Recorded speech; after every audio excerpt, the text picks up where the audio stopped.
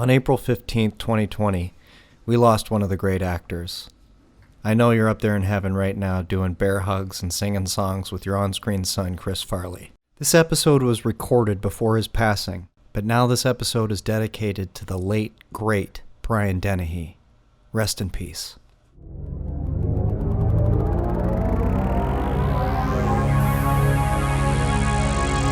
Less than 2,000.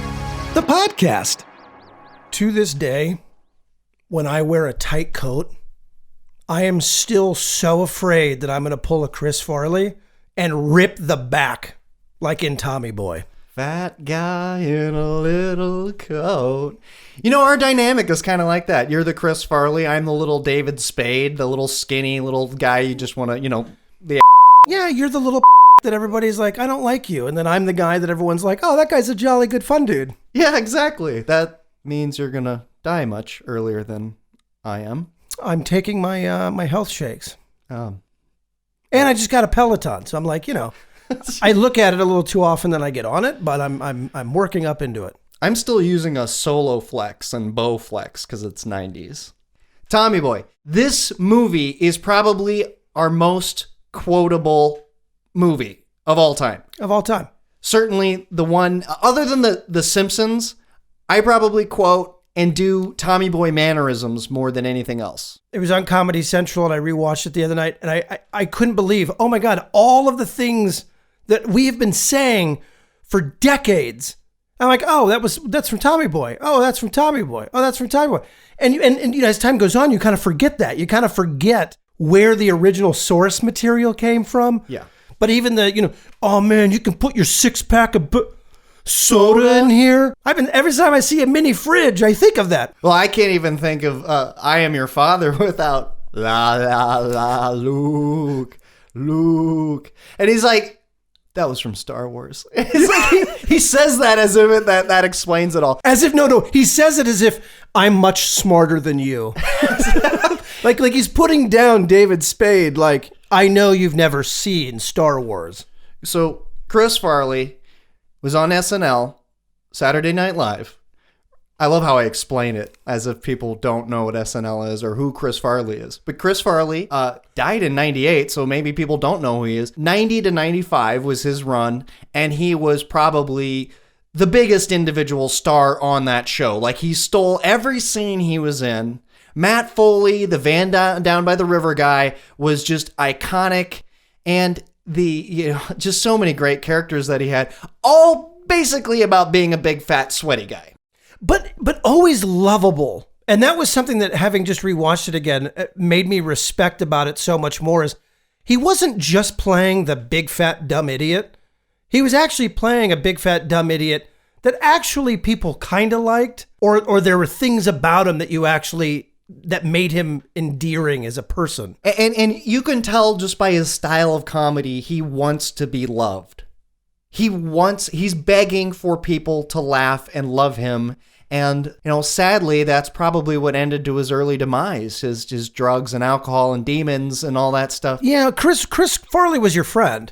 He was the kid that you knew at school. He was the neighbor that you knew. I mean, he was just like this friendly guy. Like, you couldn't not like him. You couldn't look at him and go, oh, he's just a big, fat, slobby mess. No, he actually was like an endearing human being on camera. And I think he was that way in real life. The joke was always on at his expense, and he was perfectly comfortable with that. David Spade and Adam Sandler said, like, they saw his ass more than they saw their wife's ass. I mean, because he was always pants falling down, always the life of the party, always going for the joke at his expense. And he was perfectly fine with that. Whenever somebody dies that's a little bit bigger and 5'8", like I am, I always check, like, please don't be a heart attack. Please don't be a heart attack. Please don't be a heart attack. I'm like, cocaine and morphine. Yes. Like, because, it's just like, it's like, I don't want to be a statistic. Well, you have that going for you. You're not doing the cocaine and morphine anymore. No, I've never done cocaine and morphine. You know that. I've never done anything. I've never done drugs. So Chris Farley was in a few movies before this as bit parts. He was in Wayne's World. He had Wayne's World 1 and 2. Coneheads, he had a little bit part, and Billy Madison.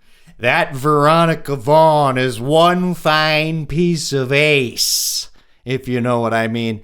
And then he finally got to star in a movie with David Spade, and talk about a comic duo. I mean, we're talking Laurel and Hardy level of just dynamic fat guy, skinny guy, big over the top, wise ass, little smart ass. And the chemistry was off the page. Oh, it was incredible. I love that part when he's asked to like pump the gas in the car and he actually backs up and bends the door back. And he's in there, just the gas station attendant cannot stand David Spade because he's just a squirrely little See, you're really smart and 22 miles. And Chris Farley's in the back trying to ram the car door back, but then just sits there quietly and waits for him. And when he pulls the car door open and it falls off, he goes, "What did you do?" Brian Dennehy plays his father, and they could be father and son. I mean, again, talk about chemistry and just perfect casting. One of the things that I really liked about the relationship with the father is the father knew his son was kind of an idiot. It took him 8 years to graduate college with like a general education. Mm-hmm. You know, he knows his son is a little weird, but he loves the ever living out of him. It was David Spade who was like, yeah, how do we look? Chubby? Just kidding. That's the champagne talking. Just go ahead and continue being not slim. Yeah, like the father and son dynamic was great. Like they really liked each other. And the whole shop loved him. When he's walking through and he knows everybody in the town. Right. Well, how about that scene where when Brian Dennehy and Chris Farley meet each other and they do that handshake / bear hug / belly bump thing? Yeah, and the baker's sitting there like, oh. They were made to play father and son. Yeah. It was just incredible casting. Bo Derek was the one of the antagonists and Dad, she's like a 10. Which is a great reference because she was in a movie called 10. Well, yeah. And she was...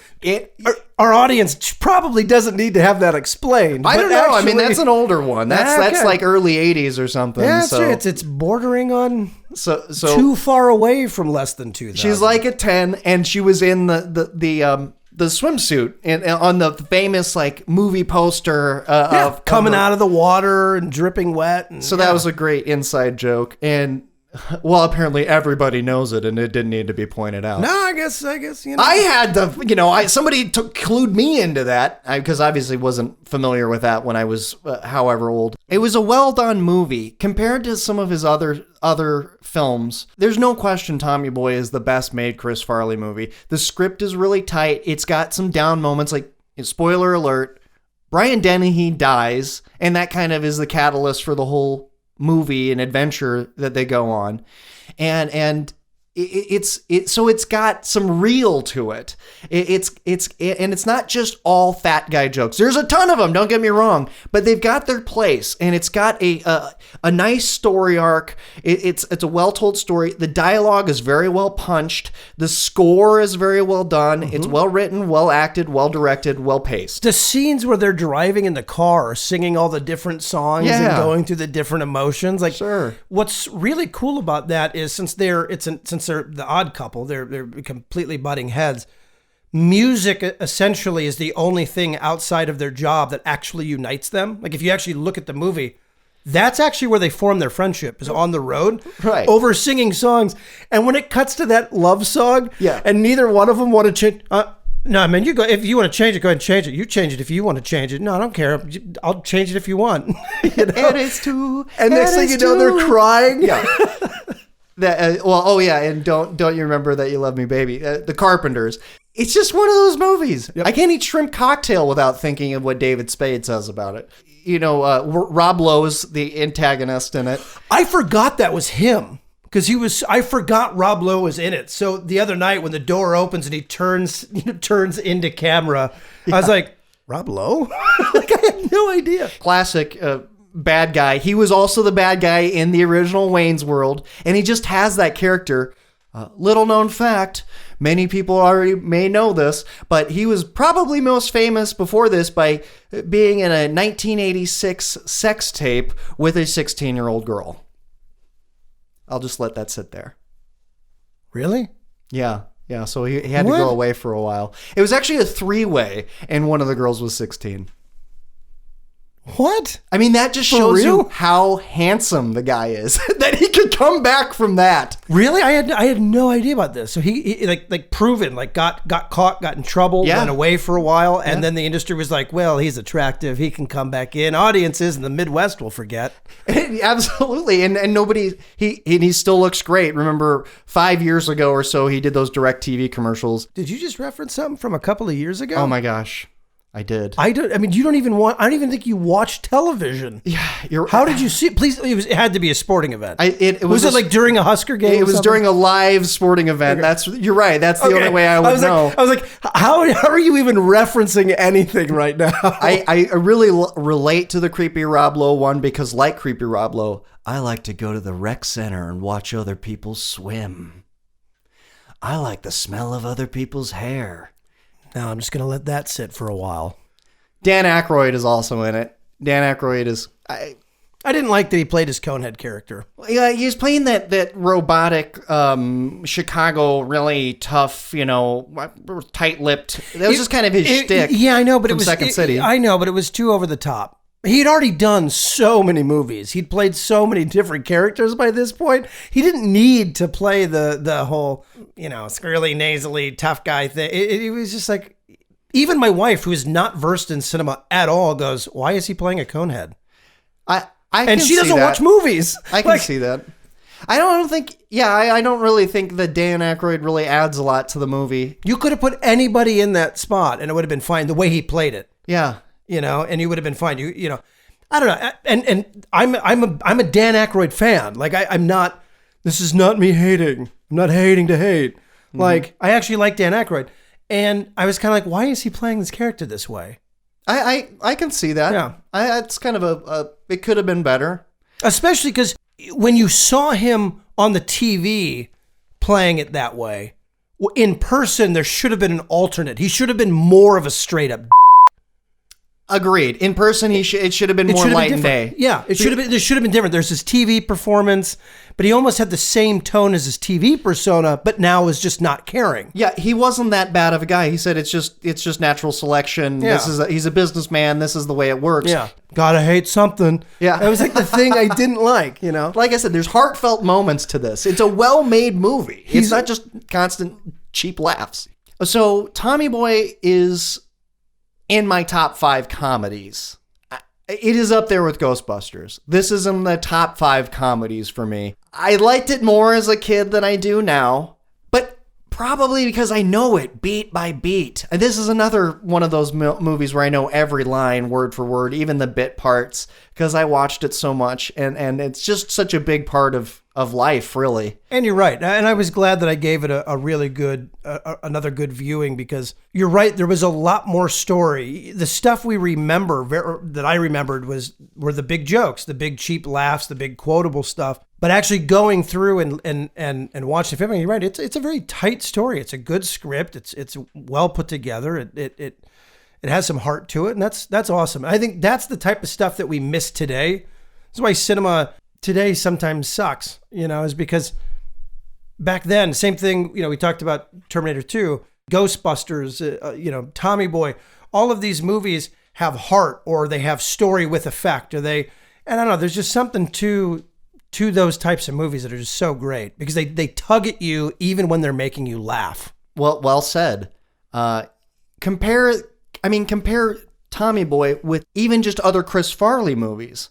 There's no comparison. Tommy Boy is the best Chris Farley movie by a mile. Now, Black Sheep also has David Spade in it. Is a good movie insofar as it makes you laugh. There is a somewhat of a decent story. I kind of feel like the story kind of gets in the way of the comedy a little bit. It's a little overwrought, but it's not nearly as tight. It's not nearly as well scripted. In fact, Chris Farley was upset because they were only like 50, 60 pages into the script when they started shooting it. Lorne Michaels just wanted to follow up the success of Tommy Boy, throw Chris Farley and David Spade together, make it work kind of thing. Which is why it wasn't as good. It wasn't as good. The funniest part of Black Sheep, I think, was the part where he's stoned and he's on stage at a political rally. And from what I understand, that was mostly improv. But you can tell the comedy in Black Sheep is more of that free form, just kind of improv off the cuff. Like turn the camera on and David Spade and Chris Farley start saying funny things. It's not as good. It's not as good. It's good. I mean, Black Sheep is way better than, say, Beverly Hills Ninja. Oh, I don't. Let's not even put that. Let's not even bring that up. Beverly Hills Ninja. So obviously David Spade was done with that by then. I think he might have moved on to the TV show by then, Just Shoot Me or whatever. But, that was a good show. But he, you know, they paired him with Chris Rock in that one. Does not work. And again, it's just, that one's just all a fat guy playing a ninja, and it sucks. It pains me to say that because I love Chris Farley. And then Almost Heroes was god awful. That was his last starring role, Almost Heroes, with Matthew Perry, who he met in rehab, and they hit it off and wanted to do a movie together. And it was just so bad. It's so bad. They could never recapture the magic of the original Tommy Boy. Well, it's kind of like Bill Murray. We just kind of focus on the really, really early years. Same with Chris Farley. His early movies were great.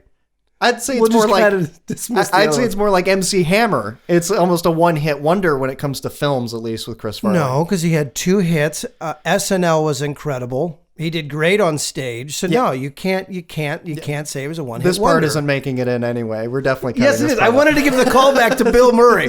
We're not talking about Bill Murray anymore. So that died a long time ago. So yeah, Black Sheep was a decent follow-up, but nothing beats Tommy Boy.